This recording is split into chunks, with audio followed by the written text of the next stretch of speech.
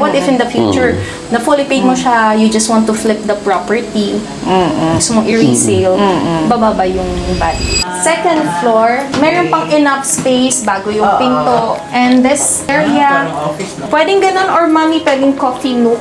Mag-iinom, ganon.